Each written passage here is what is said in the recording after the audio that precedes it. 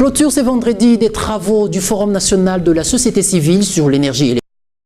Les organisateurs de ces assises ont dressé une liste de résolutions, notamment celle appelant le gouvernement à s'approprier de toute la gamme d'énergie renouvelable et non seulement l'énergie hydroélectrique, nous dit Sandrine Fundi.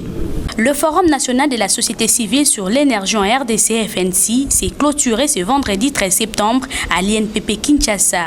À cette occasion, un point de presse a été organisé afin de ressortir des résolutions pour résoudre la problématique de l'accès à l'énergie pour tous. Emmanuel Moussouyou, coordonnateur du CORAP et initiateur de ces assises, met l'accent sur la mise à compte du problème de l'accès à l'énergie pour tous, la persistance à l'accès de l'énergie qui évolue qu'à 6%, et la faible implication de la femme dans cette démarche. L'existence d'un régime fiscal pas adapté au secteur de l'électricité. La non-exploitation de gaz méthane sur le lac Kivu qui représente un danger permanent pour les populations. L'insuffisance des capacités requises dans la gestion des grands projets sous le mode de financement partenariat public-privé. La faible implication de la femme dans des projets énergétiques. Le faible encadrement des initiatives communautaires de production de l'électricité et l'absence d'un mécanisme officiel de partage d'informations propre au secteur de l'électricité. Pour ce faire, Emmanuel Moussouyou propose l'intégration de nouvelles formes des énergies renouvelables en RDC.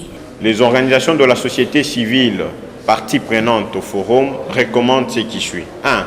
Au président de la République de privilégier le développement de micro-barrages et d'autres formes d'énergie renouvelable en lieu et place des grands projets énergétiques qui présentent de grands risques sur l'environnement, le social, l'économie du pays, le cas du projet Inga 3.